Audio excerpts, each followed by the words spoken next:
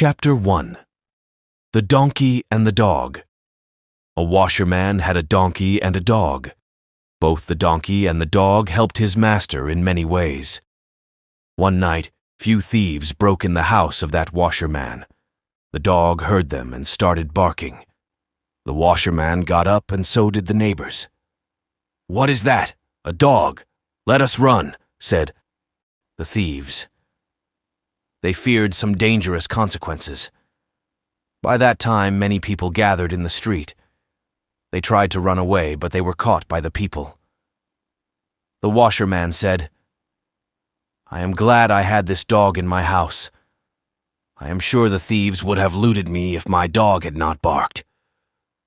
The washerman was highly proud of the dog.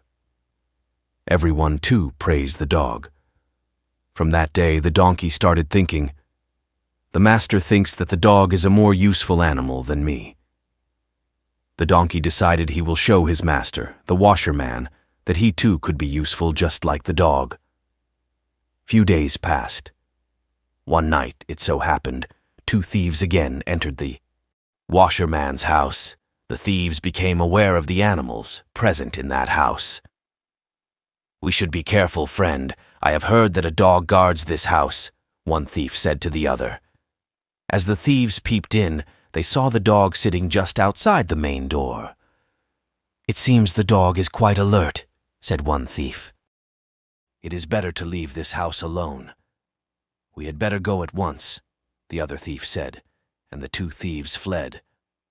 But unknown to the thieves, the donkey was watching all this. He thought, "It is a good opportunity for me to show my master that I too can be useful to him. The thieves have run away. If I start shouting, the master will think that I have driven the thieves away and out of this house."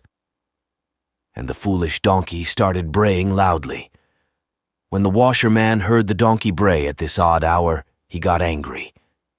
He came out with a stick and thrashed the donkey. "This will teach him not to bray at night," he screamed. The donkey got all the thrashes in silence. It did not know what was taking place.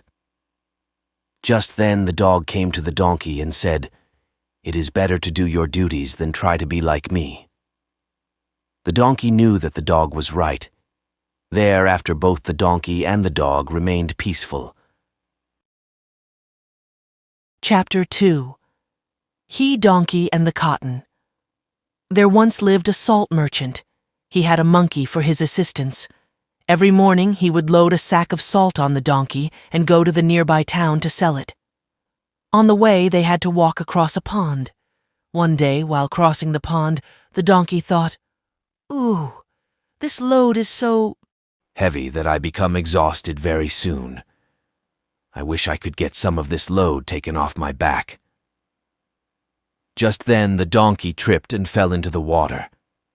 Fortunately, the donkey was not hurt, but the sack of salt on the donkey's back fell into the water. Both the donkey and the salt became wet. Some of the salt in the sack got dissolved, making the load on the donkey lighter. The donkey felt very happy about the reduction in the weight of the sack of salt on its back. The merchant did his best to help the donkey to get up, and they carried on their journey. From that day, it became a regular practice for the donkey to slip and fall in the pond whenever they crossed the pond to the market. This would dissolve some salt in the sack, thus reducing the weight and relieving the donkey of some load. The merchant was not aware of the donkey's cunningness. This continued for a few days.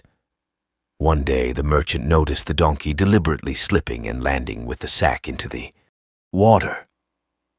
"Oh, so this is the way I am losing my salt every day," he thought. He decided to teach the donkey a lesson.